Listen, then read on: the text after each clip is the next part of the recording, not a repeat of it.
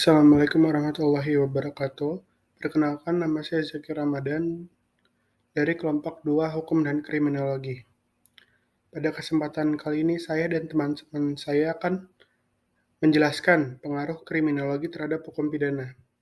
Anggota kelompok saya ada Mutiara Amalia, Bila Agustina, Zaki Ramadan, Fajar Abdurrahman, dan Yohanes Teguh, MS.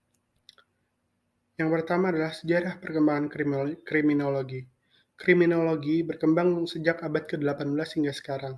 Pada abad ke-19 muncul teori-teori dari ahli kriminologi tentang karakteristik fisik dan psikologis pelaku kejahatan. Pada abad ke-20, kriminologi semakin berkembang dengan munculnya teori keterkaitan sosial, teori kontrol sosial, dan teori labeling. Sekarang, kriminologi semakin kompleks dan berkaitan dengan teknologi dan ilmu pengetahuan lainnya, seperti psikologis, sosiologi, dan ilmu forensik. Kriminologi juga berkaitan dengan aspek kemanusiaan dalam penanganan pelaku kejahatan dan korban dari kejahatan. Selanjutnya kita masuk ke tipe perkembangan kriminologi.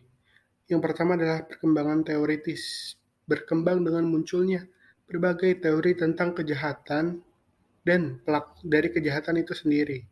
Perkembangan yang kedua adalah perkembangan empiris, yaitu melibatkan pengumpulan data dan penelitian tentang kejahatan yang digunakan untuk menguji teori-teori kriminologi yang telah ada.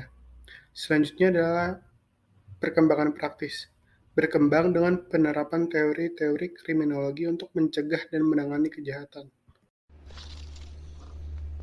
Kemudian saya akan melanjutkan materi tentang hubungan kriminologi dengan ilmu sosial. Kriminologi sebagai ilmu yang mempelajari masalah kejahatan serta gejala kejahatan dalam masyarakat. Karena masalah kejahatan menyangkut orang yang berbuat beserta lingkungannya, maka kriminologi dalam mengungkapkan masalah kejahatan memerlukan hasil-hasil penemuan dalam ilmu-ilmu pengetahuan lainnya, misalnya antropologi, sosiologi, psikologi, ekonomi, kedokteran, statistik, dan lain-lainnya.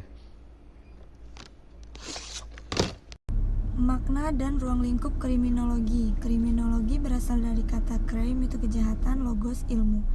Ruang lingkup kriminologi terbagi menjadi 6. Yang pertama, masalah kejahatan. Kedua, pelaku kejahatan. 3, sebab-sebab kejahatan. 4, reaksi terhadap kejahatan. 5, penghukuman. Dan terakhir, korban kejahatan.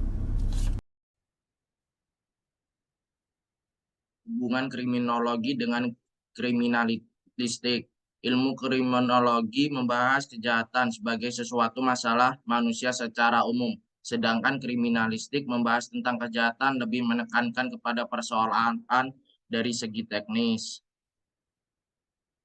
Yang termaksud dalam pembahasan kriminologi dan materi kriminalistik antara lain: 1, pemeriksaan korban kejahatan melalui pembedahan mayat, otopsi, maupun visum ad referendum. Yang kedua, pemeriksaan tentang sidik jari. Ketiga, pemeriksaan tentang senjata api. Dan keempat, pemeriksaan terhadap tersangka dari kebohongan.